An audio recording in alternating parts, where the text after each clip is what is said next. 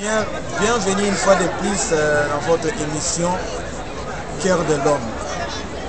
Aujourd'hui, nous avons eu la grâce de rencontrer un homme de Dieu. Il est pasteur, il est aussi chanteur de l'Éternel.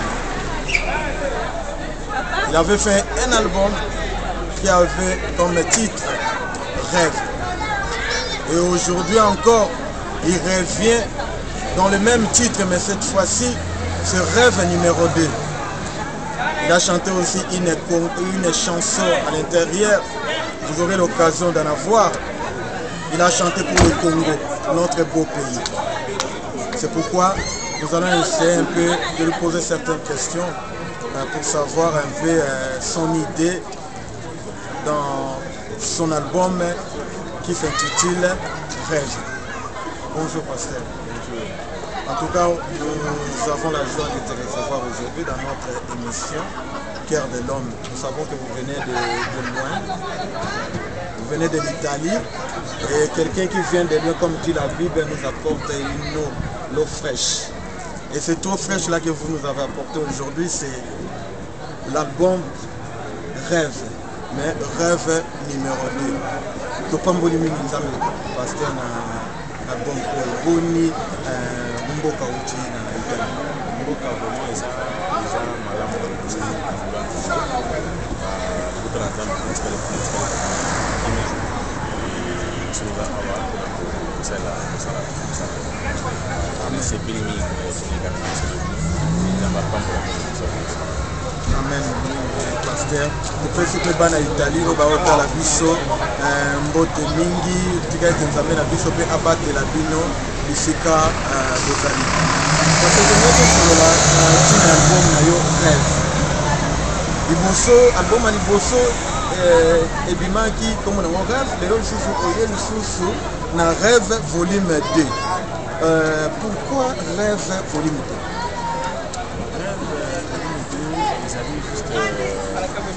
Inspiration que tu pas une Zambé a insisté dans le même thème. Voilà, parce que les amis thèmes les amis autant na yeza na mon Seigneur. Donc la fois passée dans rêve de vérité, rêve la réalité puis moi na Nzambe kwa venir par rapport à ma promesse que les amis de ça na moi na moko na ye. Et ça qui fait là-bas, c'est la division. La développement communiqué vraiment du solo Joseph, la jeunesse 37. Par contre, c'est ce qui nous l'a dit, qui rêve l'autre. Elle a dit promesse de ma picha qui est.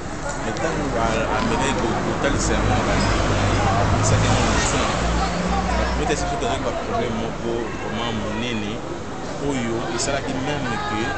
Et na musuni boye pour penser que combination mais tellement là qui promesse que pas na Nzambe alors on son Nzambe à loba o ya retaka et suka na ngo il faut que ça compte voilà pourquoi ndoto na ye tellement ya qui penser et likanisi loba ko pas na Nzambe bien que ba problème ezala ki bébé ndoto wana et ça accomplit ça qui est toujours comment dire réalité voilà pourquoi il a été le même message que nous avons besoin de tant ça on a continué pour exhorter dans les botans et là bas au pays na temps où il y a des au bazar pour passer comment difficile où nous sommes ça par rapport à la réalité où makambo et le comment de ça mais le lenga ça qui Joseph ça capable de faire ça parce que nous avons l'humanité le lobby et les mêmes et lobby à vous Amen. Pasteur, tant qu'on insiste na rêve, donc nous savons que ce qui nous a pas insister dans l'Okomoko, c'est qu'il a apporté toujours quelque chose et pas là-bas en Zambie, bon, on va comprendre on va comprendre que non, malgré les problèmes qu'on peut rencontrer, mais il faut garder toujours rêve au Zambie à Tché Katinayo. Ce qu'on a tout passé pour l'album Oya Mibale Oyo Rêve Oyo, et ça n'a combien de titres? Les amis, il y a 7 titres. Il y a 7 titres. Il y a réforme de Nzembo Rêve. Il y a réforme de Nzembo Moussousou. Il y a réforme de Nzembo Rêve. Il y a réforme de participer donc un ciment de la paix oyo Nkolo akanisi Nkolo mpona le 30 wana et na tina banzembo mosusu ya sika oyo Nzambe ya inspiré ngai et na kati ya album wana asalisi nzembo moko mpona ntina na mboka na biso Congo yali message oyo mpe Nzambe apesi ngai mpona meka kotransmettre na mboka na biso Congo pensé na ye mpona ntina na mboka na biso. Amen. Est-ce que dans nzembo oyo ya Congo message nous doit apporter na nzembo wana eza na album na Congo en tout cas message oyo Nzambe apesi ngai ezali que Congo ya lelo ezali simplement bachoix oyo tosalaki po tozovivre lelo na Congo ezali bachoix oyo biso moko tosalaki. Donc soki toza na regret ya réalité ya situation actuelle ya Congo eloko oyo tokoki kosala po tochanger yango il faut tobanda kochanger bachoix tochanger totala wapi place oyo tobebisaki po tochanger yango po ete lobi Congo eza malamu. Donc ça dit que bachoix tosalaki lobi yango Congo ya lelo soki Congo elingi changer po tobanda kochanger bachoix parce que problème ya Congo ezali problème ya bachoix na biso. Donc yali Congo yali mboka monene yali mboka lipamboli kote pa na Nzambe toyembi Congo likambo na Nzambe yali mboka oyo likambo oyo Nzambe apesi biso.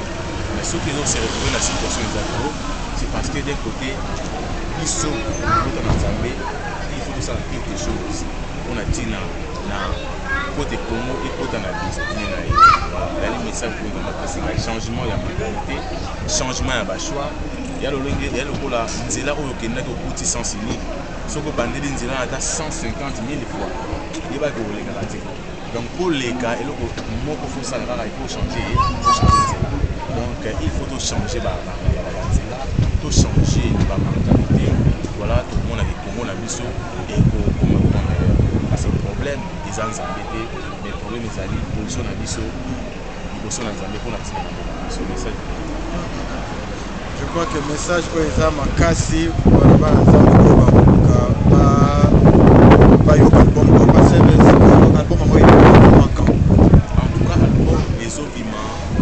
bientôt. Donc là, pétoyer à hasard juste pour notre communication. Ça, un peu la promotion, et comment il y a un message pour les sans pour autant que tu bases à bien avec voilà pourquoi toujours limité tu vas vraiment et tant que tu vas éviter donc à peine tu vas il faut économiser un peu de gauche à droite là vraiment na bien Nzambe mais encore maintenant ici Salami il parti Salami pour l'Afrique et parti tout ce ça dit awa et je pense que c'est ça. En tout cas, merci beaucoup pasteur. C'est vrai que vous savez pas ensemble combo na yo, ba yeba combo na yo za na.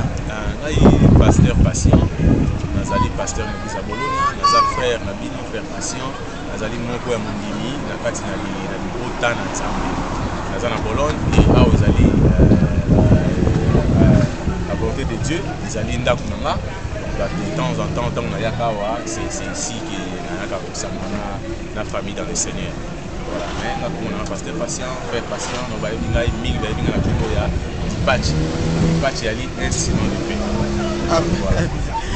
Amen. Amen, pasteur Lipache. Donc, tout ce pays, mingi na émission na biso. Pasteur, émission oyo eza yasika, cœur de l'homme. Il y a une émission où on a retourné à Moutousoki à Yé, Toyambi, Toyeba, pour na yo pasteur cœur. Pour qu'on révèle Bissoni.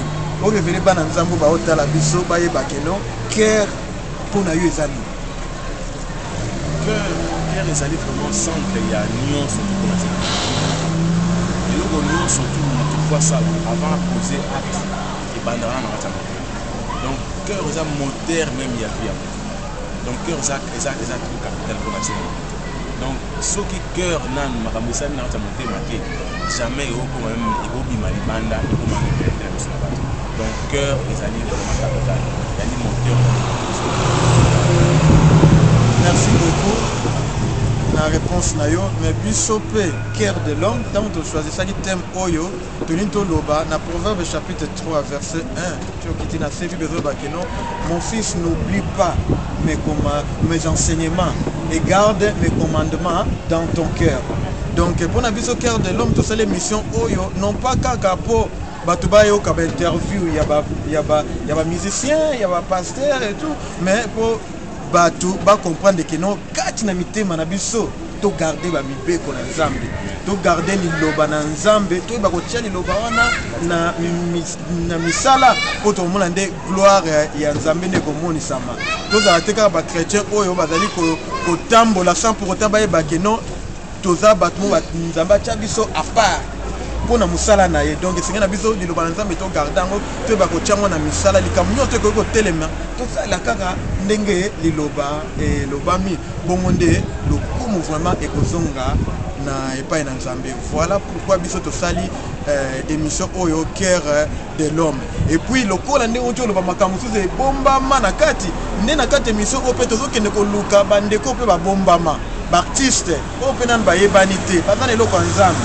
bazoyembela mpe nzambe mais bayebani nano te biso mpe na émission oyo tokoya kote bozali tokoluka passer pe na émission oyo bato pe bamona bino pe misala oyo bosalaka eyebana pe lokumu ekozonga epai na nzambe vraiment tosepeli mingi pase liloba nini okoloba suka po tosisa émission oyo ya pa banzambe motala biso eloko na oyo baseme ezaki bino ya biso ke na bakazo nyonso bakodiasa donc moko ya bakanal ya kopesapesana malamu ezali émission na bino cœur de l'homme oyo naza vraiment kopambola parce que na ntango oyo mokili ezali kopesa bato biloko ya balolenge na lolenge alors biso mpe bana nzambe il faut toluka na bakanal oyo na même batechnologie oyo ezasema mayele koluka na nzambe koluka mpe na nzela na yango biso mpe bana nzambe toluka na kopromouvoir évangile esama malamu etambola donc na yango napamboli vraiment émission oyo